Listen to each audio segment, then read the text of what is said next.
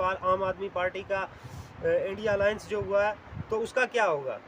पिछली बार उनको डीडीसी बनाया था, उस टाइम भी वो इंडिपेंडेंट ही लड़े थे, पार्टी का उनको लोगो नहीं मिला था, ना कि इंडिया गठबंधन के लिए। मेरे लिए बड़े लोग हैं, मेरी पब्लिक है जिन्होंने मुझे यहाँ तक पहुँचने के बारे में महराज मलिक ने कहा कि उनका कोई भरोसा ही नहीं, वो आज बीजेपी के साथ हैं, कल कांग्रेस के साथ हैं, पर लड़ना चाहिए था।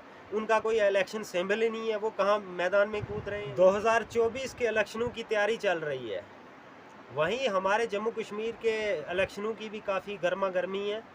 इसमें भी बड़े बड़े दिग्गज नेता निकल कर सामने से आ रहे हैं।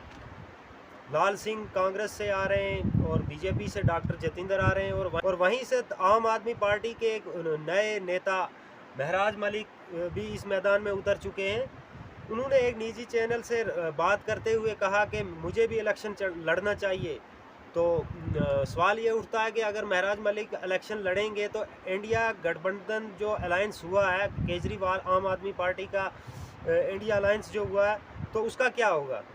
तो महराज मलिक से जब ये सवाल किया गया तो महराज मलिक ने कहा कि मुझे लोगों का देखना है, लोगों का सोचना है, मैं लोगों के लिए, लोगों ने मुझे डीडीसी बनाया, क्योंकि पिछली बार उनको डीडीसी बनाया था, उस टाइम भी वो इंडिपेंडेंट ही लड़े थे, पार्टी का उनको लोगो नहीं मिला था, तो उस टाइम वो जीत कर आए थे।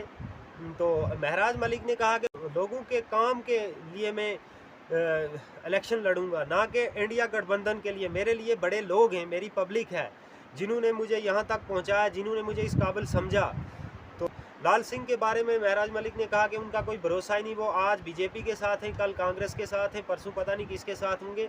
तो इसलिए लाल सिंह को हम वोट नहीं कास्ट कर सकते। तो उसके बाद उन्होंने डॉक्टर जतिंदर के बारे में कहा कि डॉक्टर जतिंदर ने आज इस पिछले 5 साल में क्या किया है।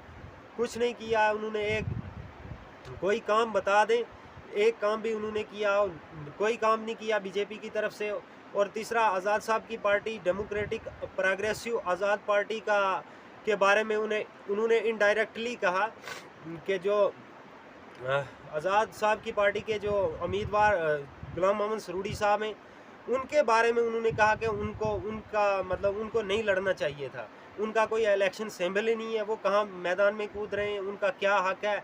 हमें आज तक दबा के रखा। हमारी यहाँ जो बलेसा की यूथ है, या हमारी जो ये कॉन्स्टिट्यूंसी है, कठुआ, उधमपुर, डोडा की जो कॉन्स्टिट्यूंसी है, यहाँ से किसी यूथ को उभरने ही नहीं दिया, मतलब किसी यूथ को उभरने ही नहीं दिया। लाल सिंह, डॉक्टर जतिंदर के अलावा यहाँ और कोई भी ऐसा नेता नहीं उभरने दिया। इन पार्टियों ने आपस में मिलकर इन्होंने इलेक्शन लड़े। लाल सिंह में और डॉक्टर जतिंदर में क्या फ़र्क है। महराज मलिक का कहना है कि लाल सिंह और डॉक्टर जतिंदर में क्या फ़र्क है। लाल सिंह तो पिछली बार बीजेपी में था, आज वो इसमें कांग्रेस में चला आया, इसलिए हम इसको बर्दाश्त नहीं करेंगे, इसलिए हम इसके बिल्कुल मुखालिफ खड़े हैं। लाल सिंह को हम वोट कास्ट नहीं करेंगे। हाँ, उन्होंने ज़रूर एक बात और कही उन्होंने कि अगर गुलाम नबी आज़ाद साहब खुद यहाँ से इलेक्शन लड़ेंगे तो मैं उनको अपना वोट खुद कास्ट करूँगा। और मेन चीज़ ये है, हमारी जो ये कॉन्स्टिट्यूंसी है, इसमें महराज मलिक का ये देखना होगा कि महराज मलिक इस बात पे उतरते हैं या नहीं। अगर गुलाम नबी आज़ाद साहब इलेक्शन खुद लड़ते हैं यहाँ से, तो क्या महराज मलिक उनको सपोर्ट करेंगे या नहीं करेंगे। लेकिन मुझे नहीं लगता कि गुलाम नबी आज़ाद साहब यहाँ से इलेक्शन लड़ेंगे या महराज मलिक उनको वोटकास्ट करेंगे। ये आप खुद ही अपनी राय कमेंट सेक्शन में ज़रूर दीजिएगा, पब्लिक की राय भी जानते हैं हम। हाँ, उसके बाद महराज मलिक ने बीजेपी के ख़िलाफ़ लड़ने का कहा कि मैं बीजेपी के सख्त एंटी हूँ, बीजेपी के साथ मैं बिल्कुल नहीं कोई भी जोड़ खाना चाहता हूँ। और एक बात उन्होंने और कही कि यूथ को काफ़ी ज़्यादा निकलना चाहिए। हमारी यूथ को नहीं निकलने दिया। तो इसलिए कुछ लोगों का कहना है कि महराज मलिक जो है यूथ है, उभरता नौजवान है, उसको निकलना चाहिए। तो हमारे हिसाब से भी यही है कि महराज मलिक अगर यूथ है तो यूथ को निकलना चाहिए, उभरना चाहिए। यूथ से ही हर सिस्टम चलता है, लेकिन उनकी आइडियालॉजी का पता नहीं है। उनकी आइडियालॉजी क्या होती है, उनकी स्ट्रैटजी आगे के लिए क्या होती है, तो उसका बाद में पता चलेगा वो किस सोच और विचारधारा के साथ चलते हैं। तो इसी चीज़ का देखना होगा। वैसे तो हम भी उनके सपोर्ट में कि अगर वो इलेक्शन लड़ें, हमें उससे कोई आपत्ति नहीं है, वो अपना डेमोक्रेटिक राइट इस्तेमाल कर रहे हैं, वो लड़ सकते हैं, उनको कोई नहीं रोक सकता है और उनको लड़ना भी चाहिए, हमें उससे कोई नहीं है, वो लड़ें या ना लड़ें। लेकिन बात यह है कि वो उनकी आइडियालॉजी क्या होगी आगे, हमारी इस कॉन्स्टिट्यूंसी के लिए वो क्या कर पाएंगे, यही देखना होगा। महराज मलिक को इलेक्शन लड़ना चाहिए या नहीं लड़ना चाहिए, और वो भी इंडिपेंडेंट लड़ना चाहिए या पार्टी के साथ लड़ना चाहिए।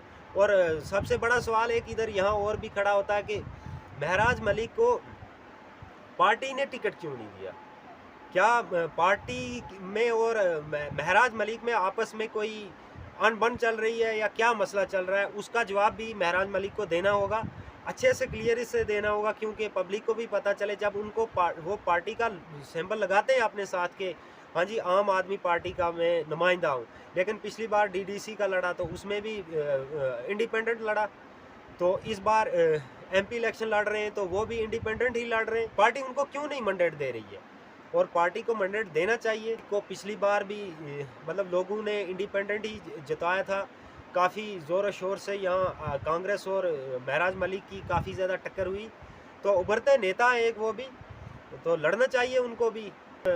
सड़कों की खस्ताहाली की या इन्होंने कुछ नहीं किया, जबकि बीजेपी का कहना है कि नितिन गडकरी कहते हैं कि हमारे बीजेपी सरकार में सबसे ज़्यादा रोडों की मतलब रोडों का निर्माण हुआ, स्मार्ट सिटी बनाया, जम्मू स्मार्ट सिटी बनाया, कश्मीर को स्मार्ट सिटी बनाया।